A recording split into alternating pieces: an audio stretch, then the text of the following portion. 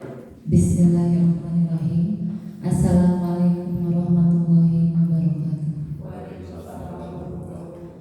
Allahumma sholli ala sayyidina Muhammad wa ala ali sayyidina Muhammad.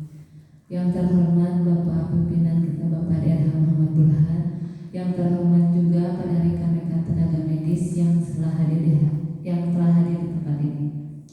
Pada kesempatan hari ini, tanggal 24 Oktober 2022, kita akan membahas tentang waspada wabah PMK muncul lagi akibat vaksinasi.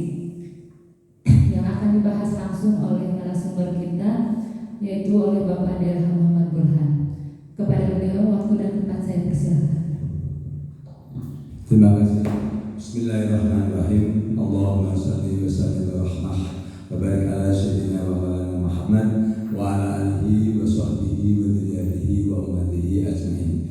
Assalamualaikum warahmatullahi wabarakatuh. Waalaikumsalam warahmatullahi wabarakatuh. Pada hari ini tanggal 24 Oktober tahun 2022, hari Senin, saya DRH Muhammad Burhan akan menyampaikan materi kuliah umum untuk masyarakat umum, khususnya masyarakat peternakan, dunia peternakan dan kesehatan hewan.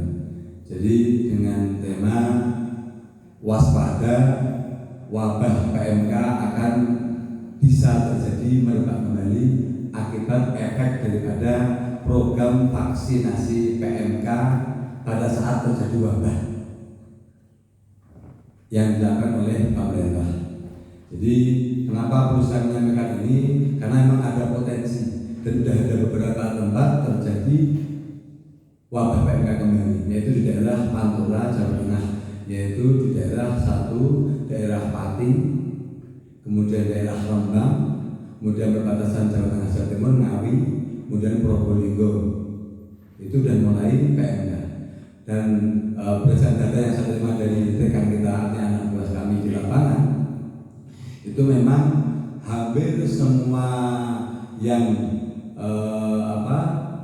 yang mengalami PMK sehari ini, yang periode kedua ini adalah rata-rata pasca vaksinasi. Dan nanti akan saya bahas kenapa bisa terjadi seperti itu. Nah,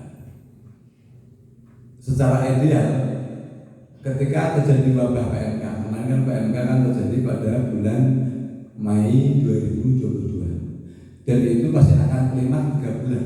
Dan memang real klimaksnya PMK kemarin kurang lebih itu di bulan Juli sama Agustus. Dan dia di 1 September itu hampir PMK yang telah merebak selama 3 itu hampir turun semuanya, hampir sudah melalui proses penyembuhan semuanya. Cuman sayangnya pemerintah justru melakukan pada bulan-bulan menjelang akhirnya PMK itu malah melakukan program vaksinasi secara massal. Nah, ini sebuah kesalahan fatal. Kenapa? Secara ilmiah, daerah wabah itu tidak boleh divaksinasi. Kenapa? Karena diasumsikan semua hewan itu pasti terinfeksi, biarpun secara klinis belum pasti 100% klinis. Nah, ketika kita melakukan vaksinasi, pasti akan muncul katakanlah outbreak atau wabah tersebut akan muncul. Karena kan saat terjadi wabah, diasumsikan semua hewan ini kan imunitasnya menurun. Ketika divaksin, pasti akan muncul katakanlah penyakit karena imunitas lagi menurun. Nah, secara teori dan praktek real itu wabah itu paling memang hanya 3 bulan. Nah, setelah itu nanti akan hilang itu rata-rata 3 bulan berikutnya itu akan cleaning bersih. Jadi kurang lebih 6 bulan wabah itu dari hari pertama sampai 6 bulan itu dia akan hilang wabah itu. Nah, kemudian daerah yang mengalami wabah itu diasumsikan dan real namanya wabah itu tingkat penularannya itu kan 100%. Jadi ketika ada wabah itu 100% semua populasi pasti akan terinfeksi. Hanya masalahnya nama klinis sakit atau tidak hanya saja, tapi semuanya terinfeksi. Kenapa? Karena satu hewan terinfeksi itu mengeluarkan jutaan, kalau perlu miliaran jumlah virus yang ditularkan melalui udara. Jadi artinya semuanya pasti terkena wabah. Nah, idealnya harusnya tidak boleh ada program vaksinasi. Nah, setelah itu ketika wabah menurun, anggap setelah 3 bulan itu hewan yang katakanlah tidak tertangani, tidak diobati dengan baik, atau kemudian istilahnya dia tidak mampu bertahan, pasti akan mati. Dan ketika hewan yang mampu bertahan lebih dari 3 bulan tersebut, itu pasti hewan tersebut sudah ada imun lokal. Dia terinfeksi, kemudian tubuhnya merangsang membentuk antibodi, kemudian dia otomatis punya sistem imun yang dia peka, mampu untuk mempertahankan diri terhadap virus lapangan tersebut. Jadi artinya sekalipun katakanlah virus tidak menghilangkan, akan mati di lapangan selalu ada. Nah itu biarpun ada infeksi terus dengan virus lapangan tersebut, dia tetap tidak akan pernah tertular, tidak akan muncul penyakit tertular, tapi karena ada antibodi yang telah dimunculkan pada saat wabah, jadi semuanya udah aman. Nah kemudian sampai ke anaknya. Kenapa? Karena anaknya, contoh anak seekor sapi, dia saat guling terinfeksi virus PMK, kemudian dia melahirkan. Nah anaknya ini akan menuruni antibodi dari induknya, namanya maternal antibodi. Nah kemudian setelah itu, kenapa anak ini pasti akan terinfeksi karena virus lapangan. Nah, dia akhirnya nggak akan apa-apa. Kalau perkataan dia lemah, memang kan ditangani, bisa mati, bisa hidup, tetapi relatif sudah punya antibodi yang mengenali virus lapangan. Bisa dipahami ya? Nah, kemudian akhirnya secara alamiah dia terbooster. Jadi terbooster dengan virus yang ada. Jadi anaknya pun akhirnya dia menjadi lebih kuat lagi karena ada infeksi virus lapangan, sehingga terbooster. Satu sisi dia dapat antibodi dari induknya, antibodi maternal. Yang berikutnya dia terkena lagi antigen atau virus di lapangan yang menimbulkan antibodi yang baru, meningkatkan lagi kadar antibodi di dalam darahnya anak tersebut. Jadi otomatis akhirnya anak itu ditahan terhadap katakanlah virus lapangan. Nah, tapi akan jadi masalah ketika katakanlah dimasukkan vaksin yang sifatnya dari luar negeri, yang kemungkinan berbeda jenis virus tersebut dengan virus yang di lapangan. Kalau idealnya memang vaksin itu adalah vaksin inaktif atau kill, artinya virus yang sudah dimatikan, tidak akan menimbulkan virulensi atau menimbulkan patogen atau menimbulkan keganasan penyakit di dalam tubuh. Nah, tetapi nyatanya tidak ada yang bisa menjamin bahwa virus ini aman. Nah, ketika katakanlah akhirnya virus ini katakanlah dari vaksin ini katakanlah aktif, nah ini masuk ke Indonesia, contohnya Indonesia impor vaksin dari Prancis misalnya, ini sudah saya yakin beda. Kenapa? Apakah sudah menjamin telah menguji pemerintah dengan virus lapangan disesuaikan dengan virus dari Prancis? Belum tentu disesuaikan, nggak ada jaminan. Nah, ketika katakanlah akhirnya masuklah vaksin dari Prancis atau dari luar negeri yang lain, itu bisa muncul penyakit kembali. Kenapa? Karena virusnya berbeda. Jadi justru ketika kata pemerintah impor vaksin kembali dari luar negeri pada saat wabah, itu dua kerugian. Satu, karena dia impor jenis virus PMK baru karena serotipenya macam-macam. Yang kedua, dia akan mempercepat tingkat patogenisitas atau mempercepat tingkat penyakit yang muncul pada hewan karena pemeriksaan itu saat wabah. Jadi yang sudah sakit lebih cepat sakit, yang belum sakit dia kemasukan penyakit virus baru. Jadi artinya bisa muncul potensi wabah baru dengan jenis virus yang baru akibat program vaksinasi yang dilakukan pemerintah yang menurut saya ini gegabah. Itu, dan nanti yang sesi berikutnya akan saya sampaikan analisis tentang kerugian daripada program vaksinasi saat terjadi wabah. Ini nanti pada sesi berikutnya. Jadi inilah maka daripada itu mohon masyarakat peternak Indonesia waspada munculnya wabah baru PMK. Saya bukan menakut-nakuti, karena real pemerintah ini masukkan vaksin baru dan menurut saya secara keilmuan ini yang mendatangkan penyakit baru. Dan real data yang telah saya sampaikan tadi di lapangan sudah terjadi setelah vaksinasi muncul muncul penyakit lagi PMK di daerah Pantura. Nah, bagaimana pencegahannya ini paling penting.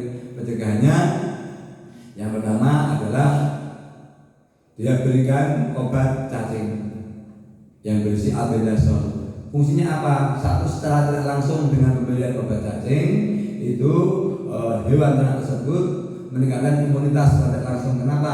Karena tidak ada parasit sehingga absorpsi makanan terutama protein itu menjadi optimal. Dengan optimalnya protein, otomatis produksi antibodi meningkat. Dengan meningkatnya produksi antibodi, berarti relatif mampu menangkal terhadap bahaya infeksi dari lingkungan atau dari lapangan. Yang kedua, secara langsung albendazole atau obat cacing itu punya sifat imunomodulator. Jadi dia memodulasi atau menstimulasi antibodi dalam tubuh.